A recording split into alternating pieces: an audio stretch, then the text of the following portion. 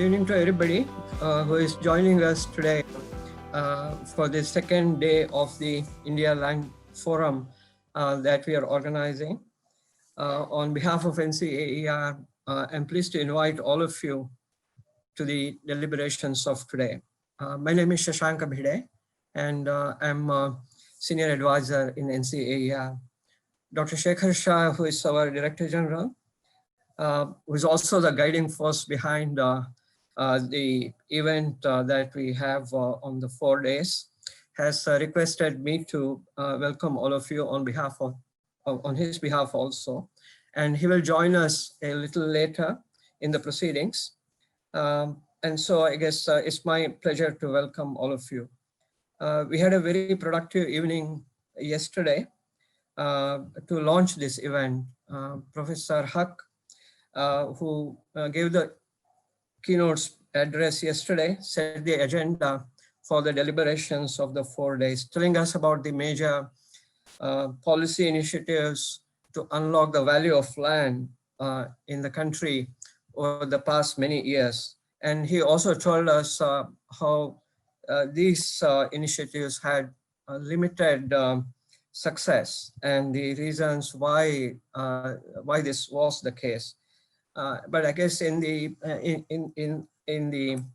core of the argument was also the fact that it's really the data that is required for research to determine policies that has to be accurate. So I guess his emphasis was also to make sure that we have enough data, accurate data for policies. And I think that is the theme of the India Land Forum that we are organizing.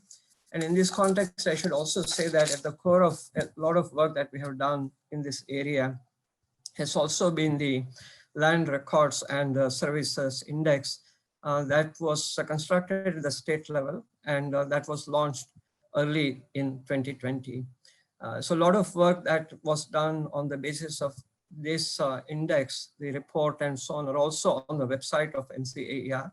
And I think the conference or the Land Forum that we are having now is to emphasize the role of data, good data, accurate data for policy making. I would now like to request Mr. Deepak Sanan, who has been leading this work in NCAER, to conduct the proceedings of today. So, Mr. Sanan, I guess I request you to take this forward. Thank you, Professor Bhide. It is my privilege to welcome you all to the second session of our workshop, our conference on land issues, the India Land Forum. Today's session 2 deals with title records and property valuation systems. It was initially slated to have 3 papers. Unfortunately, one of our paper presenters had to drop out because of some unforeseen problems which arose. We still have 2 papers today, and I'm sure these will be extremely interesting for all of us to hear about. I have really a privilege today to introduce to you the chair of today's session 2, which is Mr. B.K. Agarwal. Mr. B.K. Agarwal is not only a valued colleague with whom I worked for many years in the state of Himachal Pradesh, since he's a civil servant of the 1985 batch, who in his very varied career, spanning almost more than 3.5 decades now, has been associated with various departments and is currently secretary to the Lokpal in India, of India, and prior to this has been Chief Secretary of the state of Himachal Pradesh. He is specially suited, or I would say the appropriate person to chair this session, because Mr. Agarwal has used his time very fruitfully on study leave in between to produce an excellent book called Land Registration, Global Practices and Lessons for India. His deep insights, his understanding and knowledge of land and property valuations, titling systems, and what goes into them, what are the problems, his deep study of international practices and what we can learn from them makes him specially suited to today guide us through this session and give us his various insights. I look forward to really learning from his rich insights as he guides this session through by having our two presenters come forward and make presentations on their papers and then giving his very valued comments on it. He will be assisted by Mr. Venkatesh Panchpagesan, who is our discussant today. And I leave it to Mr. Agarwal to introduce both the discussants and the papers. Over to you, BK. Thank you very much. Thank you very much, Mr. Deepak Sane. I am grateful to you and the whole of the team of NCAER to give me this opportunity to interact with so many distinguished people and listen to the papers and participate in the discussion. So without wasting time, I think we should start the session. We have with us many participants and panelists. Mr. Venkatesh is the Associate Professor of Finance and also heads the Real Estate Research Initiative at IIM Bangalore. And he is the discussant of this session. And then we will have two papers to be presented here. First paper will be presented by Shri Vijay Singh Bangari, who is a research associate at NCAER. His areas of research interest include land economics, entrepreneurship, and management research. And second paper will be presented by Aswani Munnagi, who is a consultant and part of the land policy initiative at NCAER.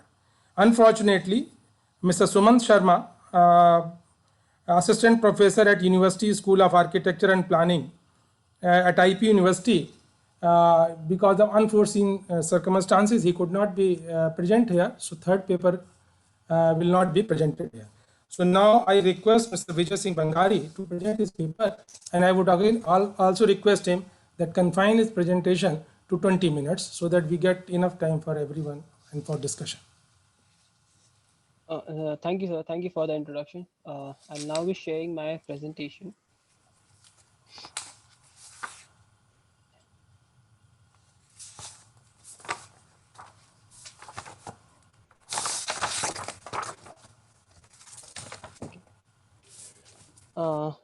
Good evening, everyone. Today, I'll be discussing about the research topic that is evaluating the records of rights of Indian states as title registers. So to begin with, so far in the land governance domain, the focus has always been on which titling system is better. But a meaningful conversation on the issue, what format should be there to maintain the title registers in India, have been missing. So the objective of our research is to suggest effective formats to maintain the records of rights in India.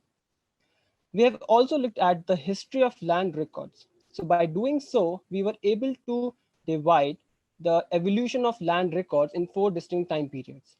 The first, where there was no recordation of any rights. The second, where recordation of rights started to take place for revenue purposes. Third, where registration of evidences of titles, that is, a chain of documents, started to take place. And the fourth, where the registration of title registers, either as conclusive or a hybrid deed registration system that remain presumptive, is present. So in order to fulfill our objective, we identified 5+1 elements. The first one is ownership. The second is possession. Third is land area. Fourth is land use. Fifth is encumbrances. Now, the first 5 elements are based on the LRSI 2020 report, where these 5 elements have been used to determine the quality of land records. We have taken one step ahead to include the unique identification number to study the records of rights and the title registers.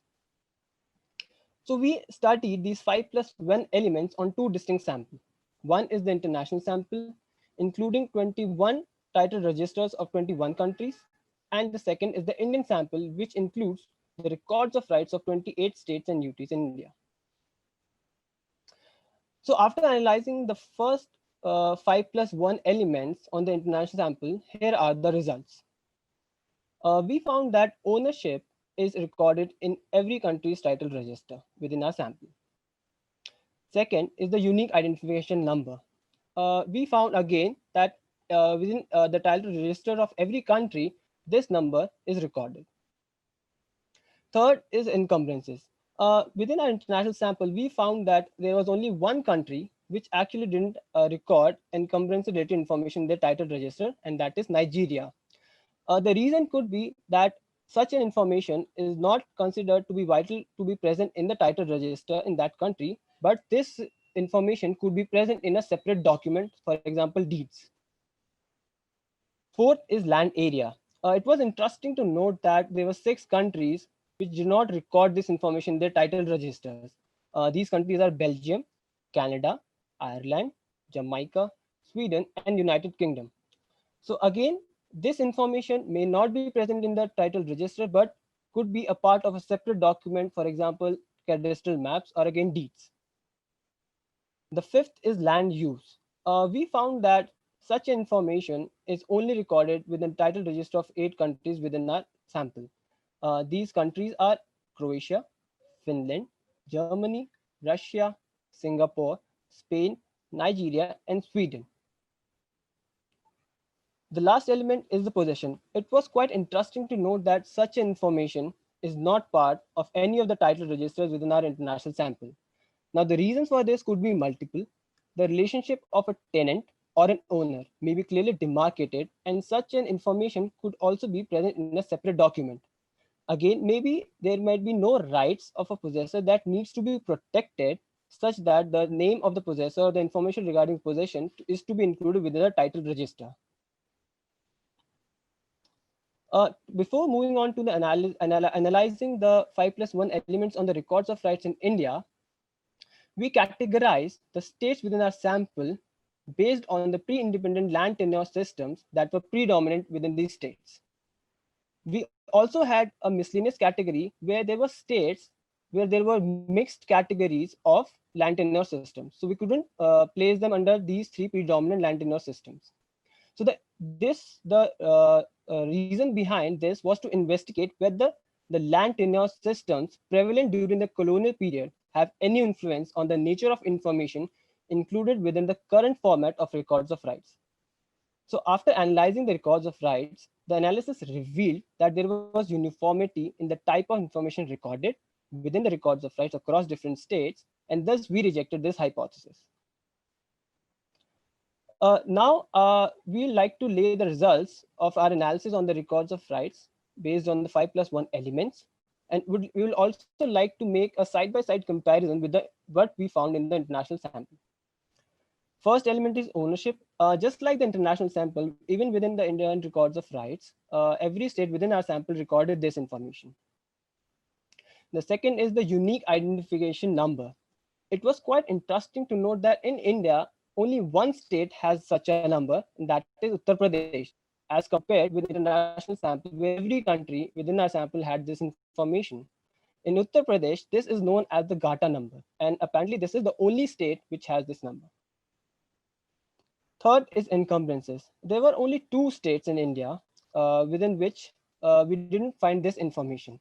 These states are Tamil Nadu and Bihar. Although Bihar has moved on to the Jamadandi system, and the traditional ROR that used to exist there has lost in importance, but again, Bihar doesn't include this information within the Jamabandi record of right. The fourth element is land area. If you compare this element with the international sample, India is doing pretty well, as it includes, as every state within our sample included this information, but in the international sample, there were 6 countries which do not record this information.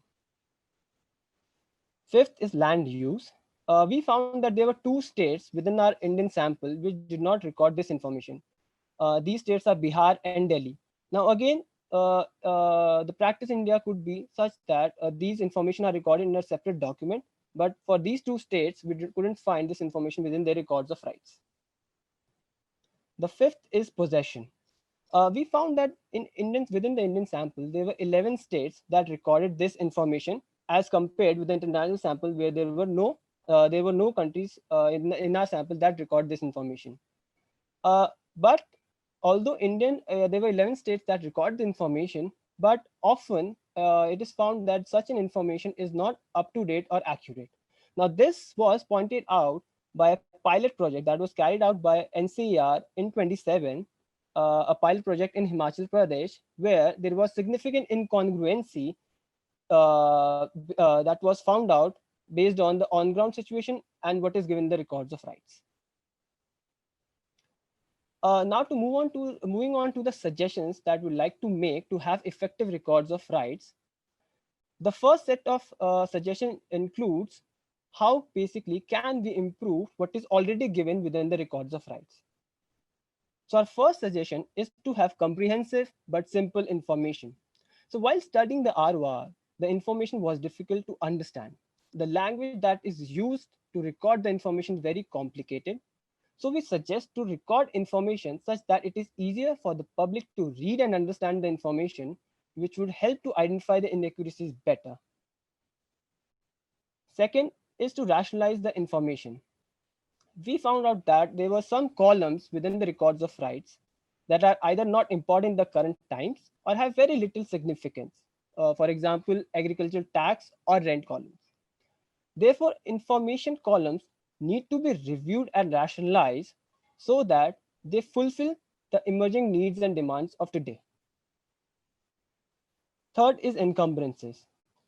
Now, while reviewing the RORs, we found out that encumbrances is an information that is often given in the remarks column, and that is on most of the states the last column within the record of right, except Karnataka. So Karnataka basically has a separate column for to note the encumbrances.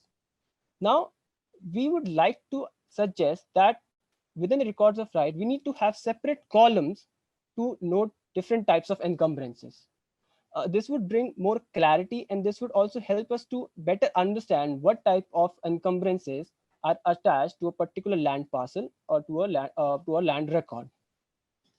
While analyzing this information, we also found out that there is considerable difference in the type of encumbrances that gets into the records of rights. So for example, in Delhi, we found that mortgages, civil court cases, and revenue court cases are present as encumbrances. But in Haryana, along with mortgages, we couldn't find the other two encumbrances, that is the civil and the revenue court cases. So there is considerable difference among the states as to how many types of encumbrances get recorded within the record of right. Fourth is database linkages. So talking about land records, a question that needs to be answered is how can a comprehensive land record be created? To address this, linking different and distinct databases that are related to land, for example, mortgages, encumbrances, mutation, etc., needs to be linked.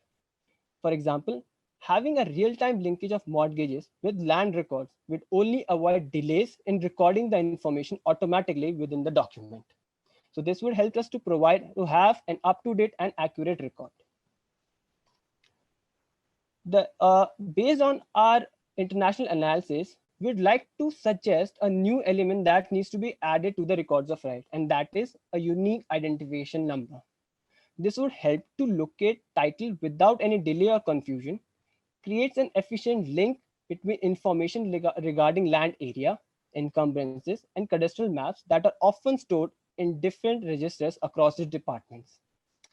We would also like to make a point here that although such a step in India is under process, but we suggest that such a process needs to be completed as soon as possible. So for example, in India, this unique identification number is the GATA number that we just discussed in the last slide.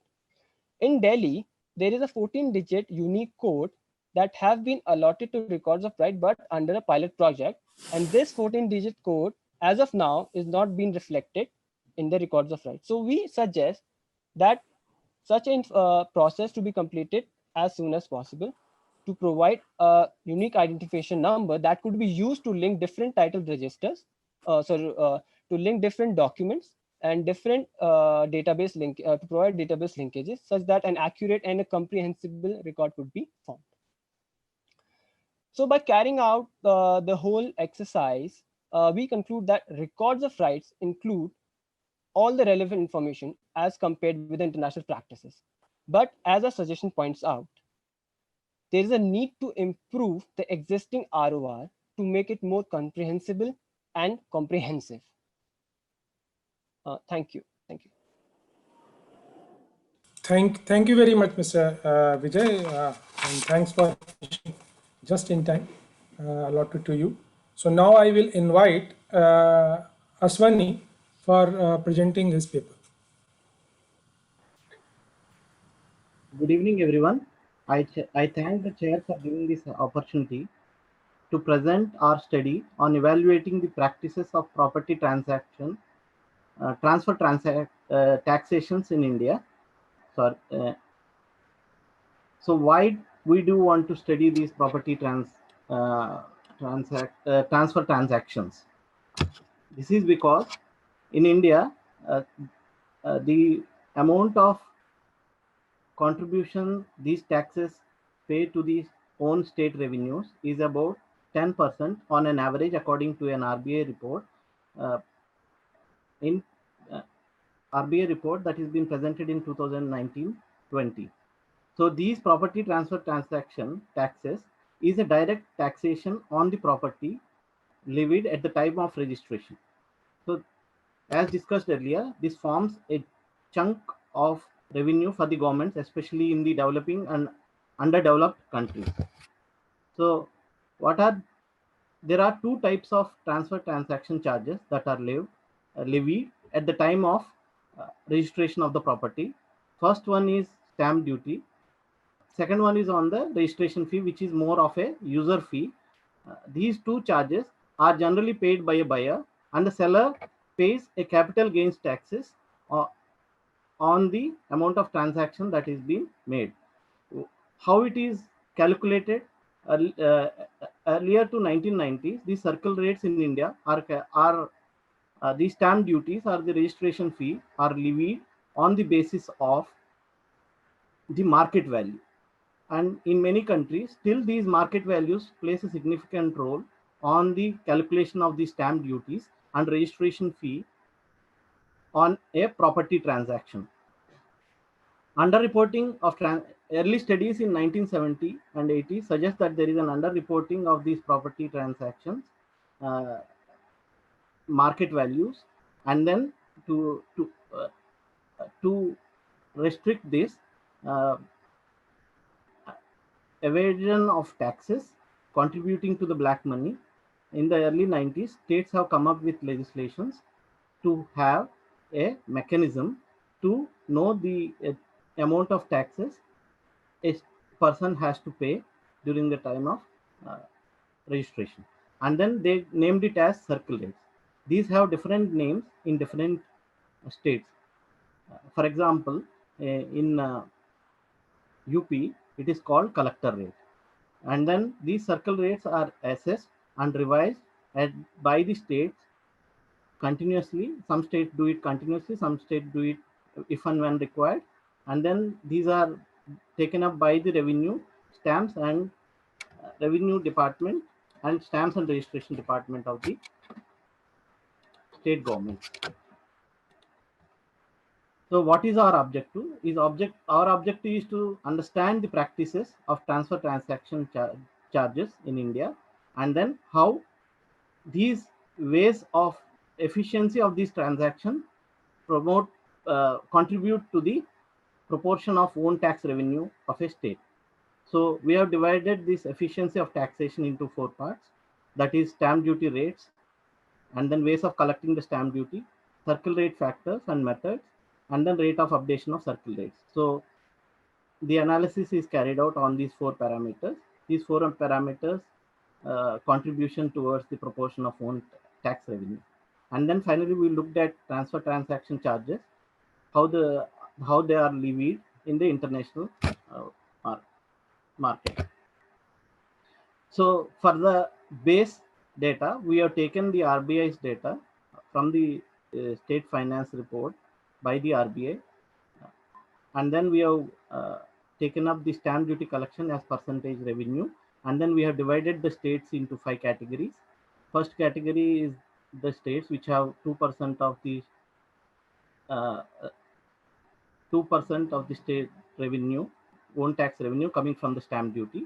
Second group is between 2 to 5%. Third group is around 5 to 10%, and fourth is around 10 to 12, and then fifth, that is very high, is around 12 to 17%. We've taken this data as a base to understand the execution of taxation and its contribution to proportion of own tax revenue. Then we went through the websites of the state governments and then come up with 5 different. We have divided this into 5 different groups.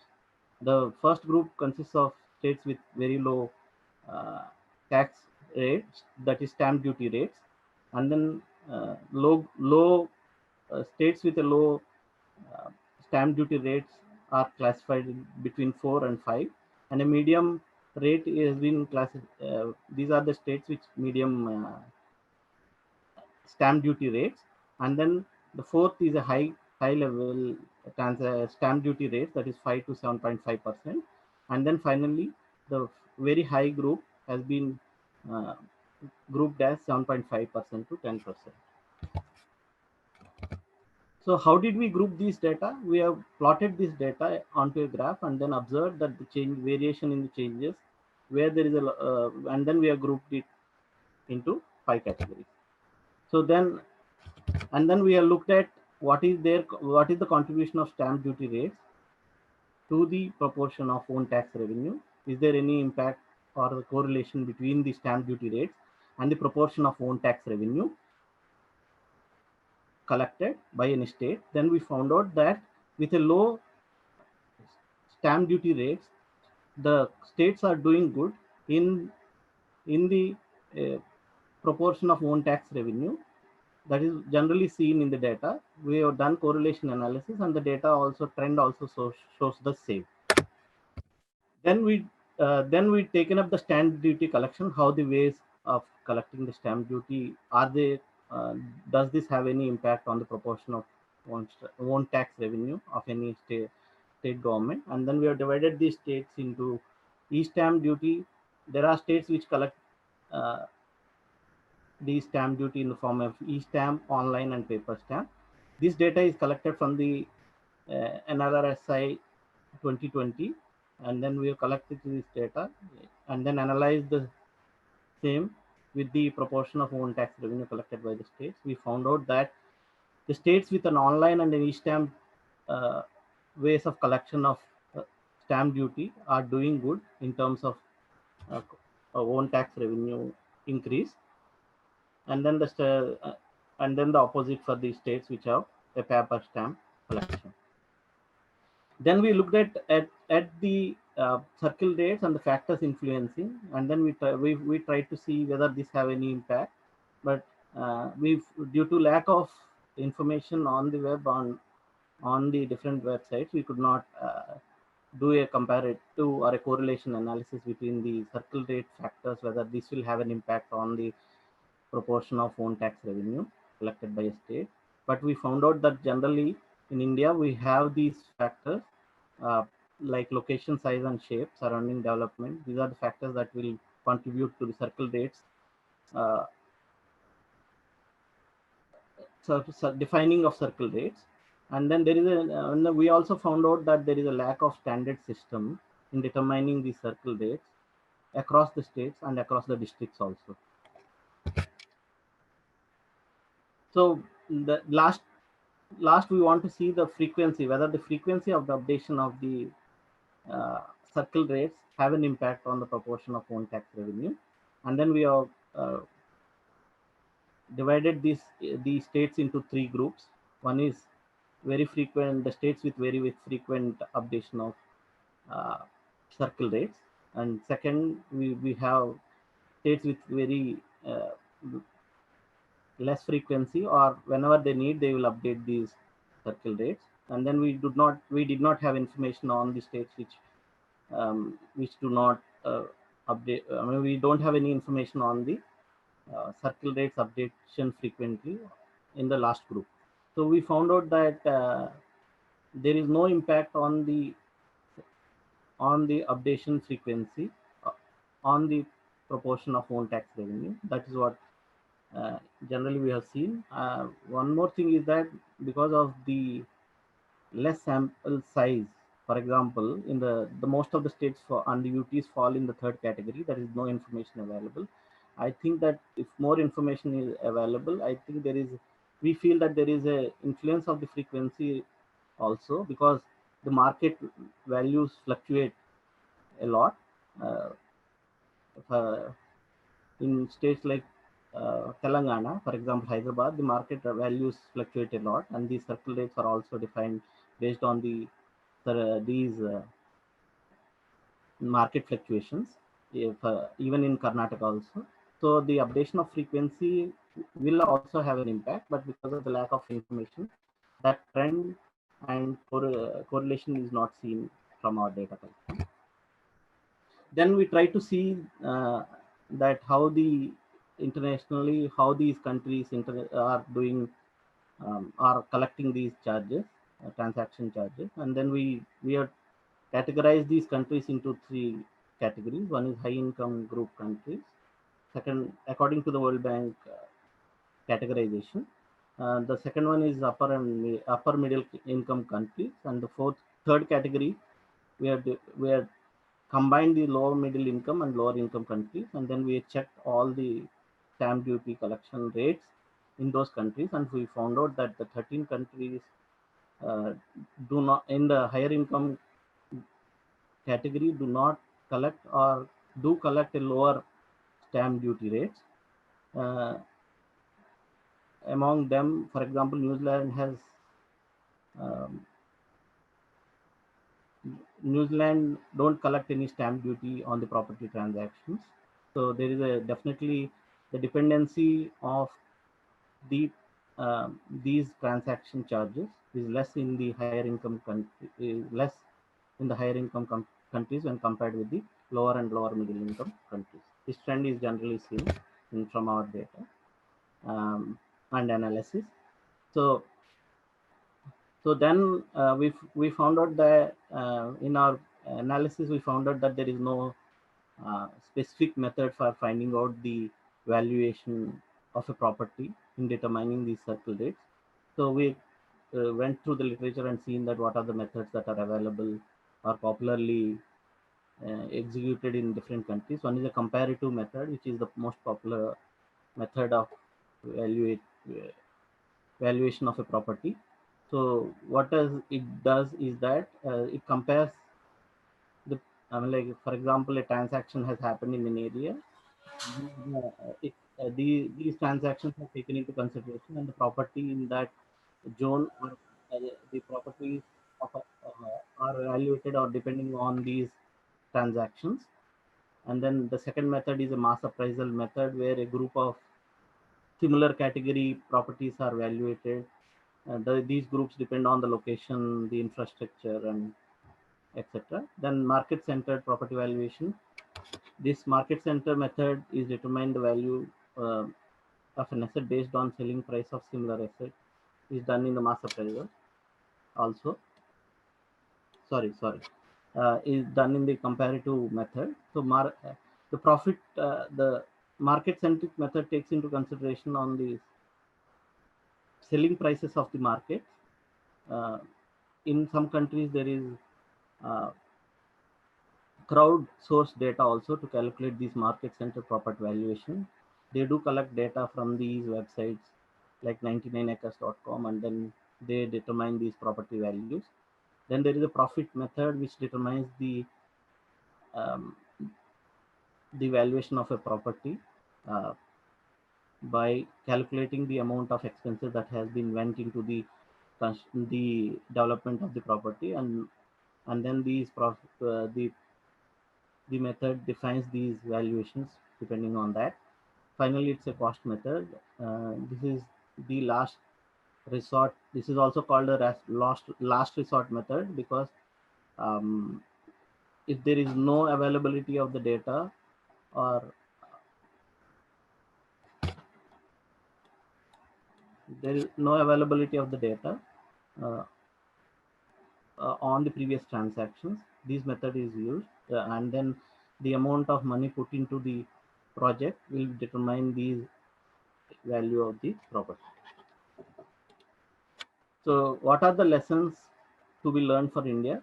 The lower stamp duty rate and the way of collection of these stamp duties have a greater velocity on the transaction and more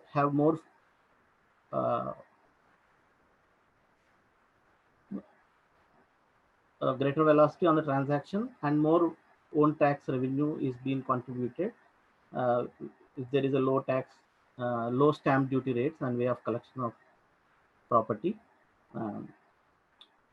Design of better ways is required for India in designing of circle rates. Compared to these, determination of circle rates always depends on the databases required. So there should be good databases before determining the circle rates. So effort should be made by our country and different states to have these better databases preparation. And then finally, the circle rates updation should be more frequent and then exhibited transparently on the websites. Thank you. Thank you very much, Aswani. So we have now seen two very good papers and touching very important aspects of land administration in the country. One is about the maintenance of record of rights, and another is taxation on transfer of land. So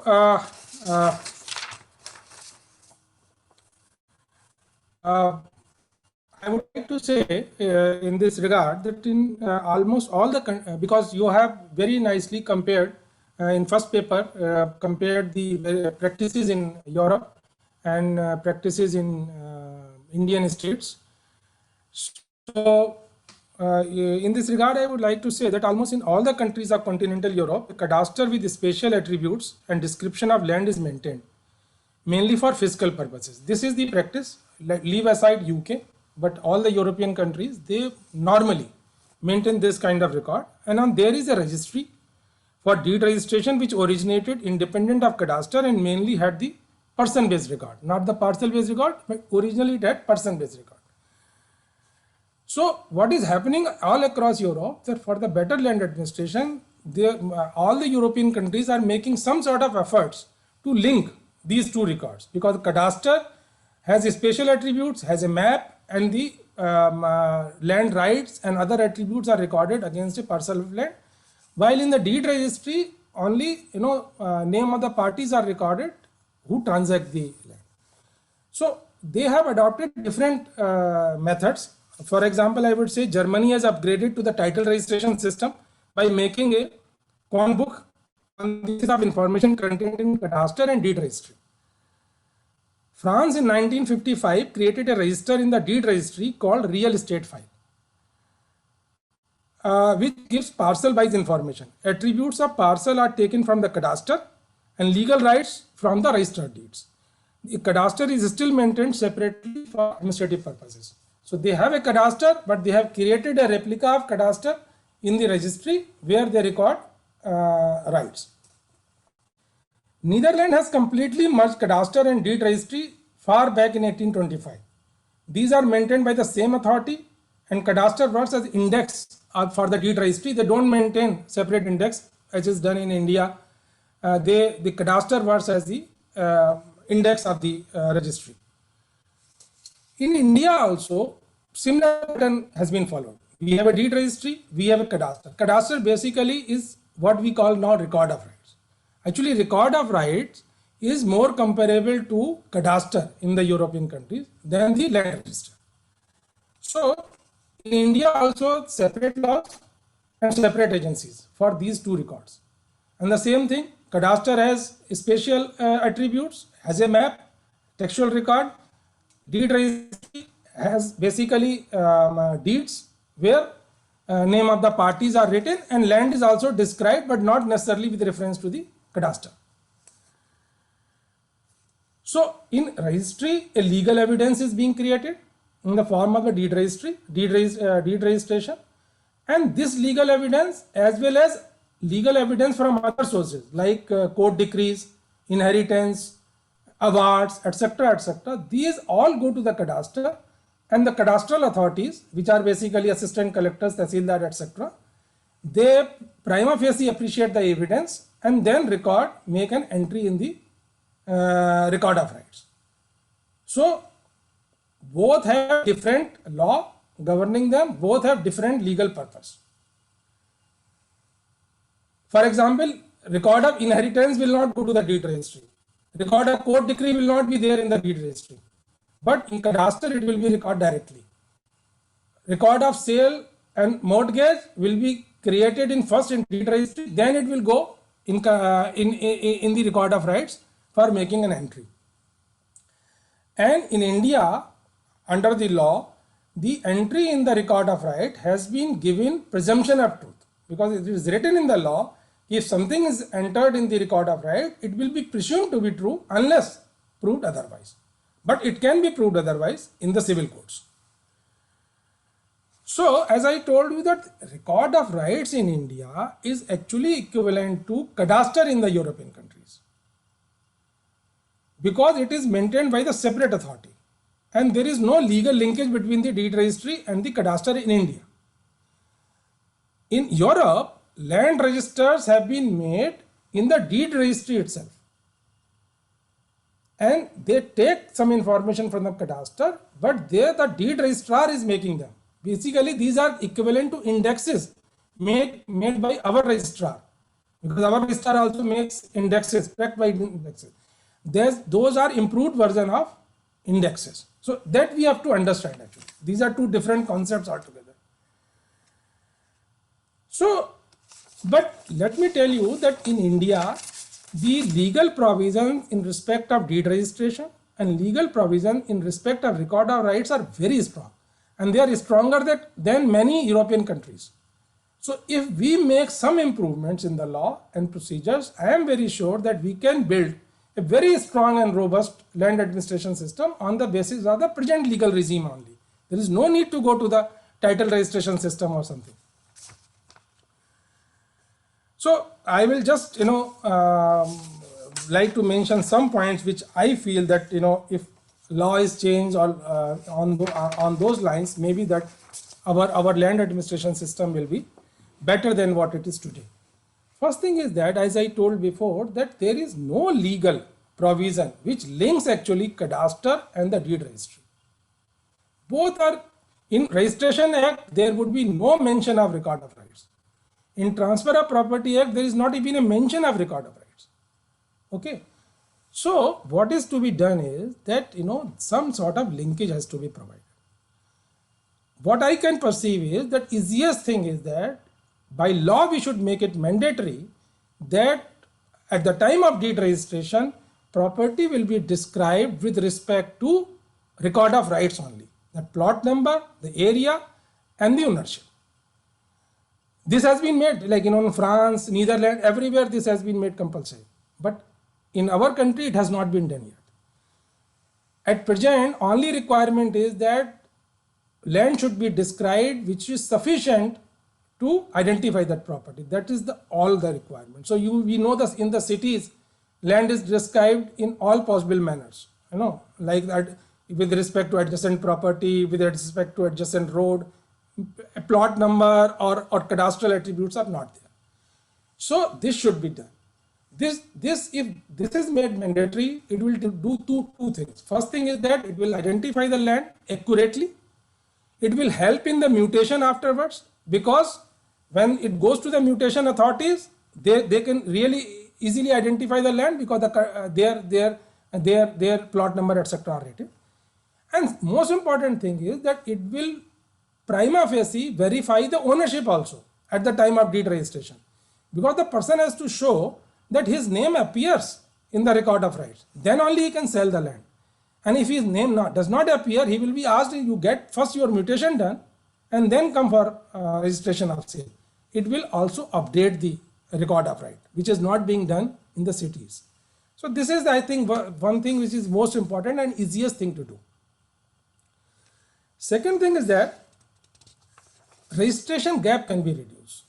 At present, after the execution of a sale deed or mortgage, you can register a document up to 4 months, which is a very, very long period in present time. And if within these 4 months, another deed is registered for the same property, legal dispute will be created. So I think not more than a month. I would be happy if it is done. It is done only 15 days. Then, at present, what is the provision in the Registration Act? Suppose a person has a plot in Delhi and plot in Mumbai, and he wants to sell both the plots. He can execute the deed here in Delhi, get it registered in Delhi only. A copy of the record will be sent to the Mumbai registrar. I don't know when it will actually appear in that record. So if people in Mumbai will not know for months together that property has been sold. So this law needs to be changed. A registrar should be allowed to register a deed when the property is situated only in his jurisdiction. Then some changes can be made in the cadastre also.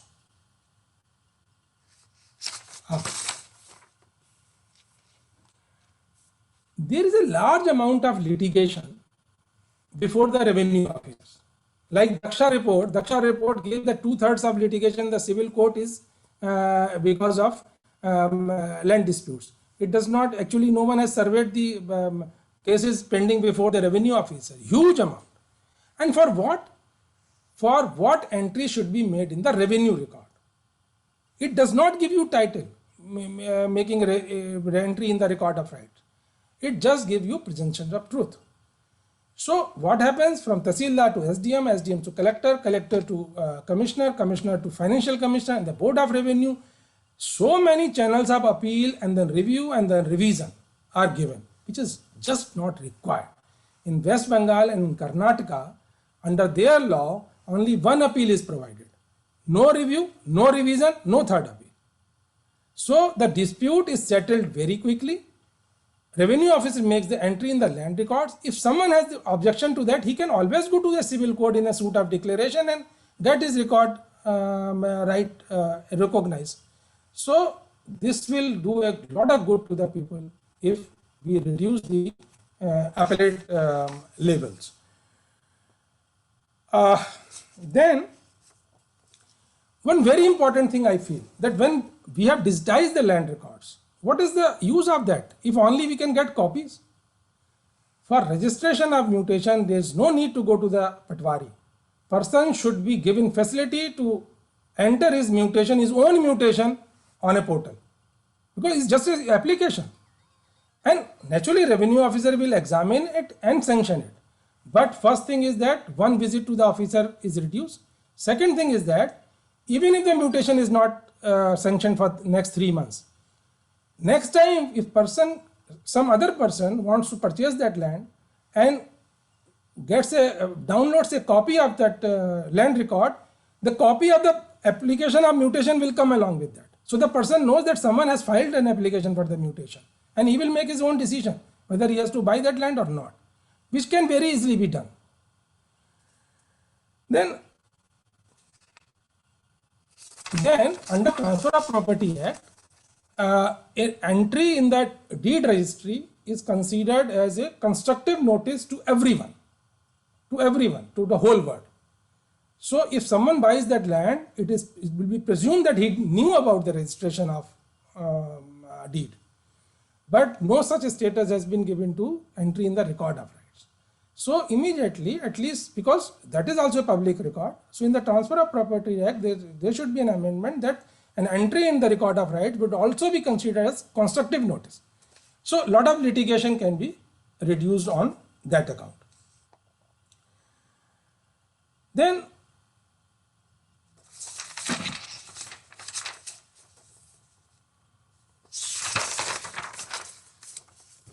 another very important thing, our inheritance law are very complicated, especially Hindu Succession Act. In that, ancestral property is actually the joint property of all the co-partner, and co-partner means all the descendants in 3 generations.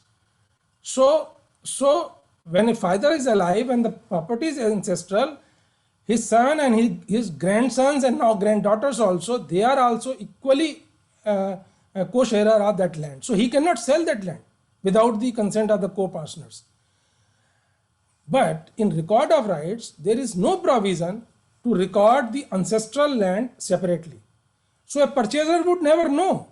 But suppose if someone purchases land from the father and his grandson, when he becomes major, and if he files an court case, then probably the purchaser may have to bear the consequences. So there should be a law in which the ancestral land is described separately under separate khata, and then remark is given that this is ancestral land. Person should check the law regarding the competence of the this thing. Then, very important thing, what I feel, the most of the litigation, most of the pressure on the land transaction is in the cities, and most of the litigation also arises from there, because land is scarce, land is valuable, and number of transaction is very huge. But unfortunately, record of rights are not being updated in the cities. Law provides for that. Under the law, they are supposed to be maintained, and they were being maintained, because the most of the cities are basically outgrown village. They have made by converting rural area into urban area. So their maps were existing, record of rights were existing, but they have not been updated as soon as they became urban areas. There is urgent need, because we cannot think of a title register or a land register unless special attributes are there, and the land is described as per cadastre, and cadastre has to be updated in city areas. So I think very easily it can be done that registration, power of sub-registrar and power of the assistant collector, that is to update the record of right, should be given to one person in the city, and he should be municipal officer, one of the municipal officers. Okay, can we also have the discussant soon? Just a minute. In a minute I will be finishing. So if that is done, probably the record of rights and the registration will be much better in the cities. And then we should, I think of privatizing the registries also on the pattern of passport offices. That will probably improve the land records to a large extent. Yes, I have taken a lot of time.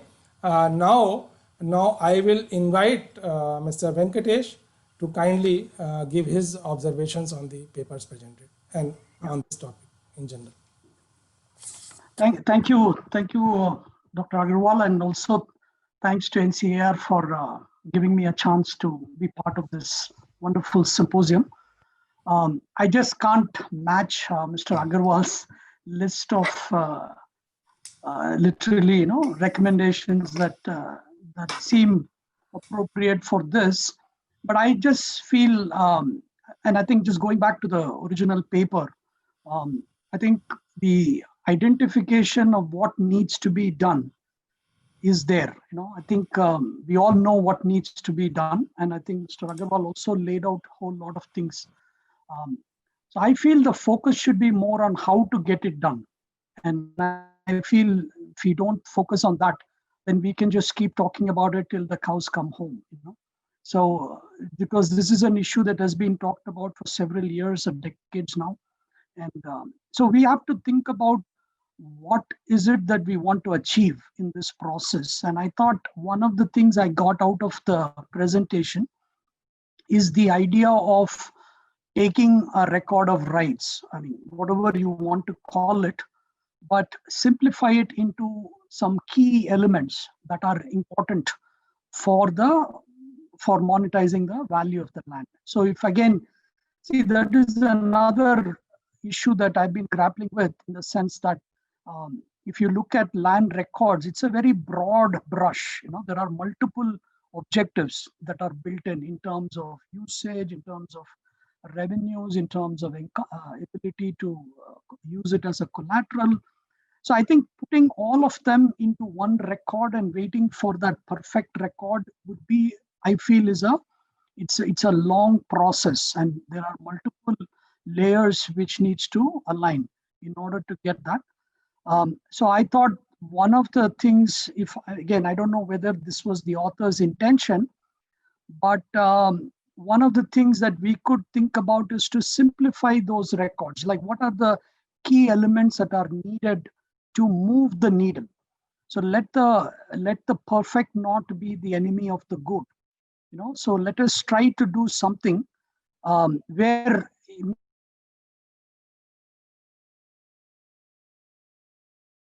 empower the people to monetize the value of their land. And in that context, I thought they laid out very nicely in terms of what are the key elements that are important. And I think if we accept the objective as being able to help the landowner to monetize in some form, then things like possession or things like land use may not be relevant. It's not that it is not important for the broader goals, but at least for the time being, we could just park it, and then let's start on some record which takes care of the basic things, which is the ownership, which is the area, or what exactly are you owning, and also what kind of liens are there on the property. And I think if we can start from there, then we could move the needle quite a bit. And in that respect, one of the biggest challenges can be easily met, which is the lack of standardization. And I think so again, I'm coming from a completely radically different sort of approach, which is saying, is there a way that we can create a system where we could have the people who are owning this land seek the cleanup of the records rather than wait for the governments to come and solve it for them? So in other words, rather than go from a top-down approach, which is what we have been doing all these years, where the government, as Mr. Agarwal was saying, changes the legislations, appoints some right people, all those things will take time. And it requires, given that every state has different approaches, so it is going to take a long time before we get anywhere. So one approach could be that why don't we look at, is there a way in which we can do a bottoms-up approach, which would mean having people seek these clean records themselves. And is there a way to incentivize them to be able to do that? And I feel there are ways to do it. And one possibility is, many of these people may want to reach out to the formal financial markets. Is there a way in which we can tie up with the formal financial system to then require them? And the analogy that I'd like to give is the sort of credit rating, or not credit rating, credit profiling that came up in the financial markets. So it is in the incentive of the borrower to get a credit score, because if it's not like you need to get it. I mean, there are many countries, it's not mandated that you need to get it, but if you don't get it, you just don't have the best options available to you. So that way, there is an alignment of incentives of the people who are actually needing the service, and the government also ends up getting what they need to get. So in this example, it would be people who are seeking the financial markets, formal financial system, for borrowing against land, to then go out and seek all the information that is needed to create that record that the presenters were saying, were showing, which includes the ownership and so on. And I feel that will not solve 100% of the problem, but it will at least move 40 to 50% of the ownership. Again, the idea being that once a few people get it, and it starts reflecting in, let's say, the kind of interest rates they will get, the mortgage conditions they will get, and so on, it might just create the right incentive for others also to join. So if I see my neighbor getting a better deal, and here I am not having that, then maybe I will also push for it. So, and I feel this is somewhat, we should start having this discussion about what can be done where we don't have to rely too much on the governmental policies and rules to change before things get better. I'm not saying we should stop it. I mean, clearly, that process can also keep going on the side. But I think after seeing this for several years, where every state starts a pilot, at some point the pilot gets dropped. I think there is a fundamental governance issue here. I mean, it is just there is no political will to take this on.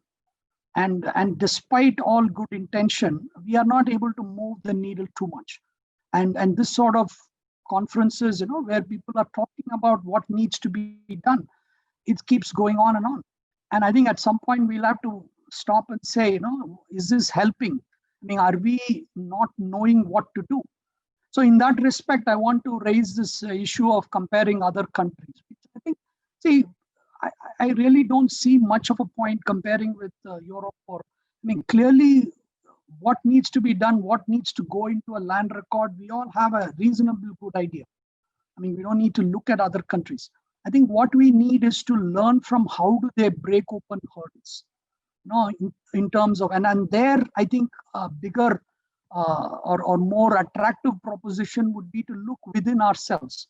I'm sure there are different pockets within our country where the hurdles, like whether it is a governance issue or whether it is how do we overcome certain problems. I mean, we have done it. I mean, I'm sure there are multiple case histories. I think yesterday we talked about some places in Andhra and so on. I feel that is what we need to do in terms of how do we learn from what people have done. How do you, given that we are saddled with these legacy issues, I think waiting for those legacy issues to clear and magically everybody saying that this is the right way to do, I think is I feel it will be we'll be wasting more time on this. So I think coming back to the main premise of the first paper, which is about what sort of records needs to be given, I totally I agree with the authors in the sense that we need to bring it up.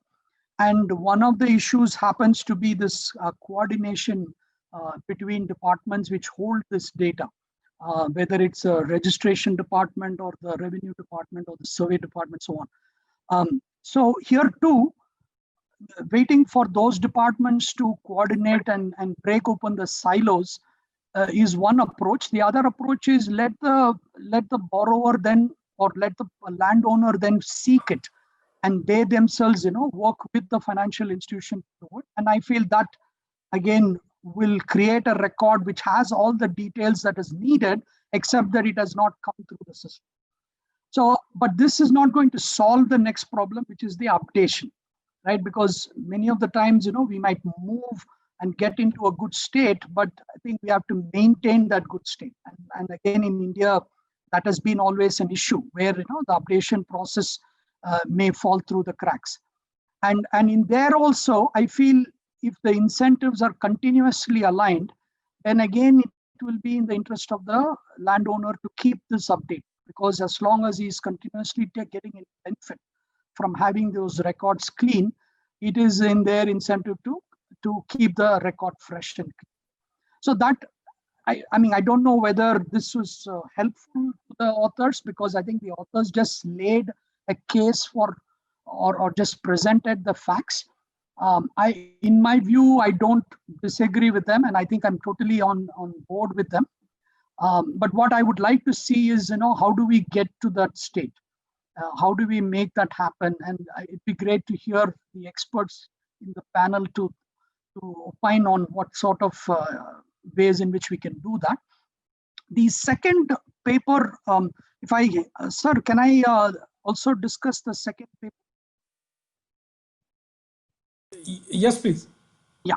So the second paper is more close to my heart because of the fact that, we worked with the Karnataka government in creating a scientific value of estimating circle rates. And also we did a study for them to actually do a comparison between reduction of stamp duty versus increasing of guidance value, which is the way it's called in Karnataka, of which one will improve your revenues. So it was a natural experiment where we looked at a particular event where duties were reduced, stamp duties were reduced, but guidance value was kept constant. And then we also looked at another episode where guidance value was increased, but stamp duty was kept constant. And I think this, that particular study that we did for Karnataka government gave us quite a bit of insights into how this whole thing works. And I mean, historically, and I think we came with the same premise as what the World Bank study came up with, right? Which is to say that, lowering stamp duty is good. And therefore, states should lower stamp duties because that should propel, more transactions and therefore be more revenues. And what we found was actually exactly the opposite. So when the stamp duties were lowered, it actually lowered the revenues actually almost a lockstep and barrel, and then whenever the guidance values were increased, the revenues increased pretty much in line with the increase in the values. It's not like it deterred the transactional volumes. And I think that made us think about the Laffer curve, which we're used to in the economics of, what is the optimal tax that you need to have, because at some point, if you lower tax, it does not necessarily translate to increase revenues. And what we found out was in India, because of this usage of property for other reasons, I mean, you can call it black money or you can call it anything. What happens is that the disclosure of the actual value has a huge cost to the buyer and to the seller, in the sense that you need to also identify the source, because the income tax authorities have access to these records. And so what happens is that, let's say, even at a hypothetical sense, if you lower the stamp duty to 0, you are not going to see people report the true value, because of the fact that if you report the true value, immediately, somebody is going to ask, is this commensurate with your income potential? Where did you get the source of money for this property purchase? And I think that element in India, which makes it very difficult to compare us with the Western world, where, the Laffer curve has a much cleaner impact, and where lowering stamp duty actually, could increase revenues and so on. So I think the authors in the second project did not say that they actually had the data to test it. They were only guessing this will happen. But I can tell you from our study in Karnataka that it does not happen. So lowering stamp duty actually lowers revenues for the states. So the other flip side is increasing of circle rates and increasing of guidance values. And because it is an implied market value, and that is on which the taxes are computed, the buyer and seller has no choice. So it is only in these sort of very outlier kind of conditions where in many places in the country, the circle rates are now much higher than the market values, that you need to have the government come in and say that, we'll give you a 20% buffer, that we will not charge you, or the income tax authorities will not go after you if it is 20% lower. That whole concept is, in my mind, bizarre, because, you don't, I mean, there is lots of incentives for people not to report the truth. And because people are not reporting the truth, you have to come up with devious ways to get them to report it, so that the government continues to generate revenue out of this. So my only thought to them is, I think the way to go is to keep the circle rate as close as possible to the market values, which is what I think they were also suggesting in terms of the different valuations. So what we used was a hedonic model, which was very transparent, because in the current world of RTI, one of the things that the government also was keen is that what went behind their updation of circle rates, because they have to explain to the public. And so this model kind of removed the discretionary power from the government. So obviously, when we presented it, it was not well received by the government, because they wanted to keep the discretionary power, but they could see the benefit that, at some point in time, as long as you move the rates in line with the market values, then you can actually lower the rates. I mean, the stamp duty can be lowered without having to worry about loss of revenue, because whatever revenue is there is what you should be collecting. What is the optimal collection that you need to have? And therefore, I think the way to go forward in that project is to keep the circle rates as close as possible to market value. How to do it is, as you said, there are multiple methods. We have, the guidance. We have the hedonic model, and we also have other methods.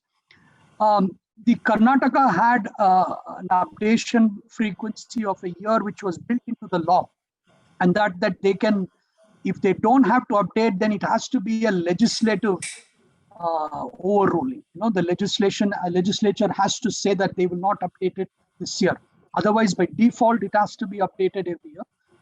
So, which is all about creating that the cleanliness in the process. And at some point in time, as more and more properties, which is again a way it links to the first project, is that as more and more people seek formal financial markets or formal financial system, either to collateralize their land or either use the land for some other purpose, there is going to be a push towards transparency, push towards revealing the truth, and in which case all these things may not matter over time.